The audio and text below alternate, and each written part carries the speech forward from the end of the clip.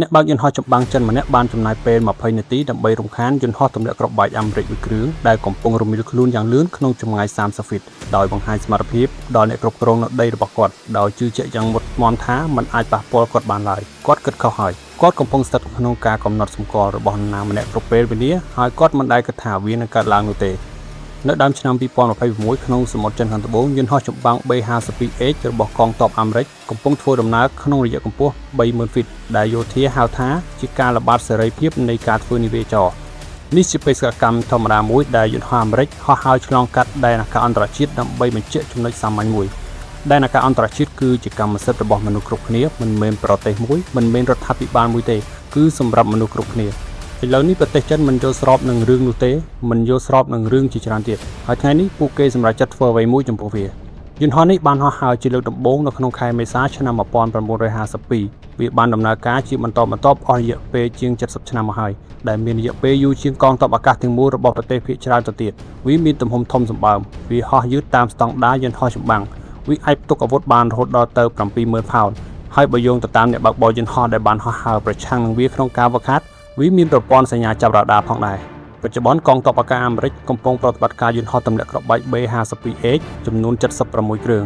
ពួកវាហោះហើរចេញពីមូលដ្ឋានកងទ័ព Anderson ក្នុងប្រទេសកាំដែលជាផ្នែកមួយនៃវត្តមានយន្តហោះទម្លាក់គ្រាប់បែកជាបន្តបន្ទាប់របស់បញ្ជាការដ្ឋាន Indo-Pacific ការល្បាតទាំងនេះកើតឡើងជាប្រចាំលើសមុទ្រចិនខាងត្បូងខាងកើតជុំវិញកោះ Paracel ជុំវិញកោះ Stradleyចិនបានបញ្ជូនសារមកថាអ្នកមិនមែនជាម្ចាស់ដែនអាកាសនេះទេអាមេរិកឆ្លើយតបយើងហោះហើរនៅទីនេះយើងនឹងបន្តហោះហើរនៅទីនេះដដែល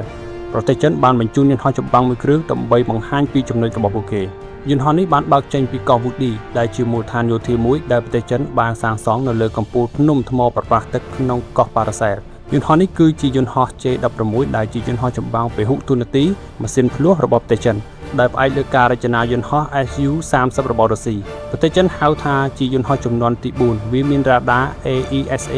និងផ្ទុកមីស៊ីលអាកាសទៅអាកាសរយៈចម្ងាយឆ្ងាយ PL-15 កម្រិតខ្ពស់វាមានល្បឿនលឿនណាស់វាមានបំពាក់អាវុធហើយឥឡូវនេះកំពុងខិតជិតយន្តហោះ B-52 ក្នុងល្បឿនប្រហែល600ម៉ៃក្នុង1ម៉ោងអ្នកបើកយន្តហោះគឺជាប្រធានក្រុមជាន់ខ្ពស់នៅក្នុងកងទ័ពអាកាសរំដោះប្រទេសចិនហើយគាត់ក៏ធ្លាប់បានស្ទាក់ចាប់បែបនេះពីមុនមកផងដែររាល់ពេលអាមេរិកហោះហើរទៅត្រង់ពួកគេមិនមានប្រតិកម្មអ្វីទេហើយក៏មិនមានការវេបកវិញដែរចំពោះគាត់នោះគឺមានន័យតែមួយយ៉ាងប៉ុណ្ណោះពួកគេភ័យខ្លាចគាត់បានធ្វើបែបនេះជាច្រើនដងណាស់ដែលវាលែងមានអារម្មណ៍ថាមានគ្រោះថ្នាក់សម្រាប់គាត់ទៀតហើយចាប់តាំងពីចុងឆ្នាំ2021យោធាចិនបានផ្ដួចផ្ដើមការស្ទាក់ចាប់តាមអាកាសរៀងគ្នានេះជាង180ដងប្រឆាំងនឹងយន្តហោះរបស់អាមេរិកនិងសម្ព័ន្ធមិត្តរាល់ពេលក្រុមនាវិកអាមេរិកបានឆ្លើយតបដោយស្ងប់ស្ងាត់និងប្រកបដោយវិជ្ជាជីវៈហើយការស្ងប់ស្ងាត់បែបនេះត្រូវបានគេយកច្រឡំថាជាចំណុចខ្សោយនោះជាការយកខុសដ៏ធ្ងន់ធ្ងរមួយប្រធានក្រុមជនខ្ពស់បានឃើញយន្តហោះ B-52 នៅលើរ៉ាដាចម្ងាយ50ម៉ាយគាត់ញញឹម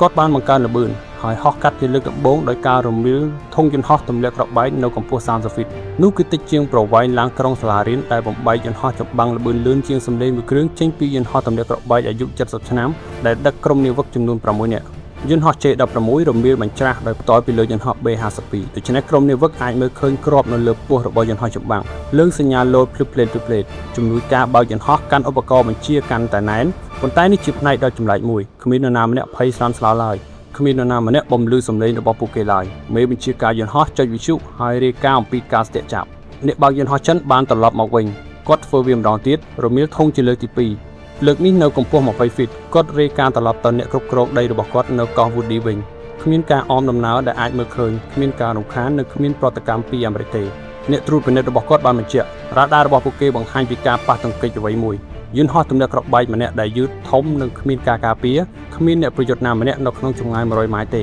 ប្រធានក្រុមជាន់ខ្ពស់មានអារម្មណ៍ថាมันអាចយកឈ្នះបានគាត់ត្រៀមនឹងរៀបចំឆ្លងកាត់ជាលើកទី3តើអ្នកគិតថាសមាជិកនាវិកអាមេរិកទាំងនោះពិតជាភ័យខ្លាចមែនទេឬក៏អ្នកគិតថាពួកគេដឹងអ្វីមួយដែលគាត់មិនដឹងយន្តហោះ B-52 មិនដែលនៅម្នាក់ឯងទេវាមិនដែលគ្មានការការពារឡើយវាមិនងាយរងគ្រោះទេនោះហើយជាចំណុចសំខាន់ទាំងមូល